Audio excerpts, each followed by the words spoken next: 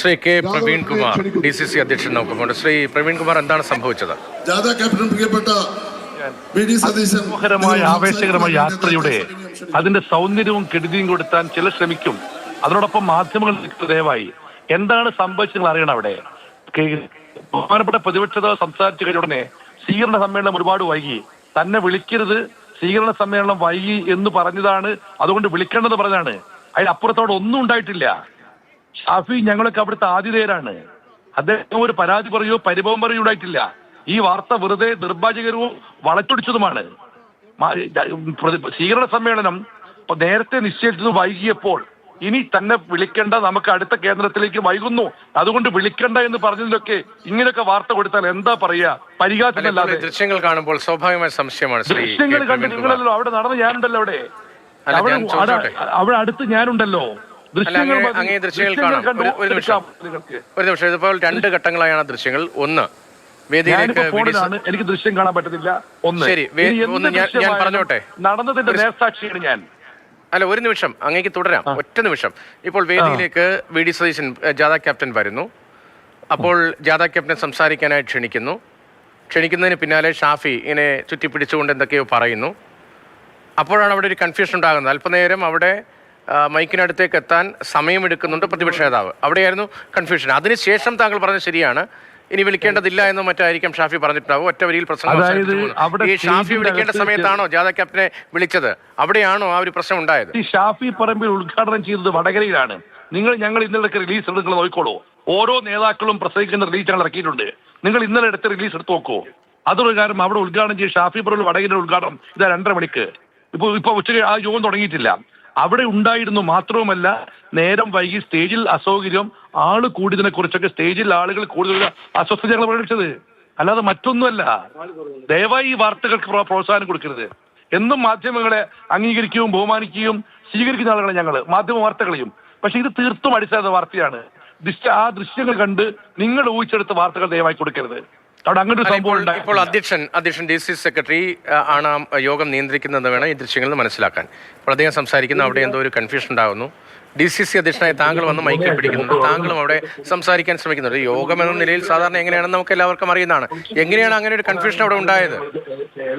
സമയമാകെ വൈകി, സ്റ്റേജിൽ വലിയ തിരക്ക്, അത് അല്പം പ്രവർത്തകർ തള്ളിക്കഴിഞ്ഞപ്പോൾ നിയന്ത്രണരഹിതമായി. പിന്നെ യോഗം തുടങ്ങാൻ വൈകിയും അടുത്ത സ്വീകരണത്തിന് ആളുകൾ വയ്ക്കുന്നു. ആ ഉണ്ടായ ഒരു വ്യഗ്രതയിൽ ഉണ്ടായ എന്തെങ്കിലും ആയിരിക്കും, അല്ലാതെ ഒരു കൺഫ്യൂഷനോ നിങ്ങൾ പറയും പോലെ ശകാരങ്ങളോ പ്രതിഷേധങ്ങളോ പരാതികളോ പരിഭവങ്ങളോ അവിടെ ഉണ്ടായിട്ടില്ല. ശരി, അതാണ് DCC അധ്യക്ഷൻ വിശദീകരിക്കുന്നത്. അവിടെ പരാതിയോ പരിഭവമോ ഉണ്ടായിട്ടില്ല. പക്ഷേ ആ ദൃശ്യങ്ങൾ ഒരിക്കൽ കൂടി കാണാം. ആ ദൃശ്യങ്ങൾ UDFന്റെ പൊതുയോഗ യാത്രയിലെ കുറ്റ്യാടിയിലെ സ്വീകരണ വേദിയിലെ സംഭവങ്ങളാണ്. അത് ആദ്യം മുതൽ ആ ദൃശ്യങ്ങൾ പ്രതിപക്ഷ വേദിയിലേക്ക് എത്തുന്നത് മുതലുള്ള ദൃശ്യങ്ങൾ ഒരിക്കൽ കൂടി ഒന്ന് കാണാം. ആദ്യമായി പ്രിയപ്പെട്ട രാഘവേട്ടനെ ക്ഷണിക്കുന്നു. ജാഥ ക്യാപ്റ്റൻ പ്രിയപ്പെട്ട VD സതീശൻ നിങ്ങളോട് സംസാരിക്കുന്നതിന് വേണ്ടി അദ്ദേഹത്തെ സവിനയം ക്ഷണിക്കുന്നു.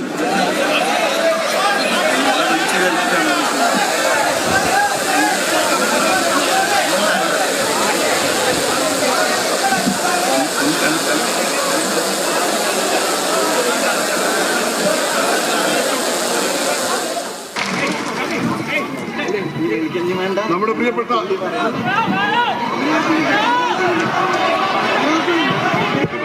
പ്രിയപ്പെട്ട MP ഷാഫി പറമ്പിൽ നിങ്ങളോട് സംസാരിക്കും.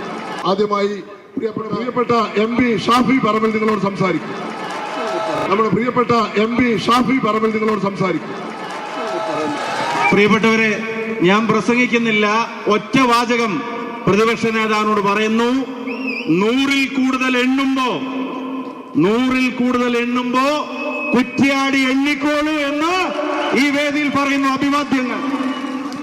ഷാഫി പറമ്പിൽ ഒരു നീരസവും പ്രകടിപ്പിച്ചിട്ട് എന്താണ് നേരത്തെ DCC അധ്യക്ഷൻ പറഞ്ഞത്. അതിന് പിന്നാലെ കോഴിക്കോട് DCC സെക്രട്ടറി യോഗം നിയന്ത്രിച്ച പ്രമോദ് കക്കട്ടിലും അത്തരമൊരു വിശദീകരണം നൽകുന്നു.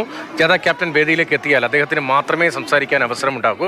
സമയം വൈകിയത് കൊണ്ടാണ് VD സതീശൻ ഷാഫിക്ക് മുന്നേ സംസാരിച്ചത് എന്നും പറയുന്നു പ്രമോദ്. അങ്ങനെ ഒരു വിഷയമില്ല. ആരാ പറഞ്ഞത്? അങ്ങനത്തെ ഒരു ദൃശ്യങ്ങളിൽ അങ്ങനെയാണ്. കാരണം താങ്കളെ കഴുത്തിൽ പിടിച്ച് പുറകിലേക്ക് വലിക്കുന്നു, നിങ്ങൾ തമ്മിൽ കുശിക്കുന്നു, അങ്ങനെ ഒരു ദൃശ്യങ്ങളൊക്കെയാണ് പുറത്തു വരുന്നത്. അല്ലല്ലല്ല, ഒരിക്കലും അല്ല. അത് ഈ പരിപാടി ഇതിൻ്റെ തൊട്ടടുത്താണ് നാദാപുരത്ത് പരിപാടി. അതുപോലെ തന്നെ മറ്റ് ഒരു അടുത്ത പ്രദേശമാണ് പേരാമ്പ്ര. 2 പരിപാടി മൂന്ന് പരിപാടിയാണ് ഒരേ ദിവസം തന്നെ നടക്കുന്നത്. അപ്പോൾ ഇത്രയേറെ ആളുകൾ ഇവിടെ എത്തിപ്പെടുമെന്ന് ഞങ്ങൾ പ്രതീക്ഷിച്ചിരുന്നില്ല. അപ്പോൾ ഞങ്ങളുടെ പ്രതീക്ഷയേക്കാൾ കവിഞ്ഞുള്ള ഒരു ജനക്കൂട്ടം ഇവിടെ എത്തിയപ്പോൾ ആകെ ഒരു കൺഫ്യൂഷൻ ഉണ്ടായി എന്നുള്ളത് സത്യമാണ്. ആളുകളെ അക്കോമഡേറ്റ് ചെയ്യാൻ സാധിക്കില്ല, സ്റ്റേജിലൊക്കെ നിറയെ ആളുകൾ വന്നു, അങ്ങനെയൊക്കെ ഉണ്ടായ ഒരു വിഷയം. അതിൻ്റെ ഭാഗമായി ഇവിടെ വന്നപ്പോൾ തന്നെ 11:30 മണിയോട് കൂടിയാണ് ഇവിടുത്തെ കുറ്റ്യാടിയിലെ പരിപാടി. 1.5 മണിക്കൂർ ലേറ്റായിട്ടാണ് പരിപാടി തുടങ്ങുന്നത്. പരിപാടി തുടങ്ങുമ്പോൾ സ്വാഭാവികമായി ജാഥയുടെ ഒരു സിസ്റ്റം തന്നെ, ജാഥാ ക്യാപ്റ്റൻ വന്നു കഴിഞ്ഞാൽ പിന്നീട് ആരും സംസാരിക്കരുത്, ജാഥാ ക്യാപ്റ്റൻ സംസാരിക്കുക, അടുത്ത സ്ഥലത്തേക്ക് പോവുക എന്നുള്ളതാണ്. അപ്പോൾ ഇവിടെ അത് കുറേ നേതാക്കന്മാർ സ്റ്റേജിൽ ഉണ്ടായപ്പോൾ വേറെ വഴിയില്ലാത്തത് കൊണ്ട് തന്നെ നമ്മൾ സീനിയറായ MK രാഘവൻ MP സംസാരിച്ചു. തൊട്ടടുത്ത് ഷാഫി പറമ്പിലായിരുന്നു സംസാരിക്കേണ്ടിയിരുന്നത്. അപ്പം സമയം വൈകിയത് കൊണ്ട് പെട്ടെന്ന് ജാഥാ ക്യാപ്റ്റൻ പ്രസംഗിക്കേണ്ട സമയമായി എന്നുള്ളത് കൊണ്ട് അദ്ദേഹത്തെ വിളിച്ചതാണ്. വേറെ അങ്ങനത്തെ ഒരു വിഷയം ഉണ്ടായിട്ടില്ല.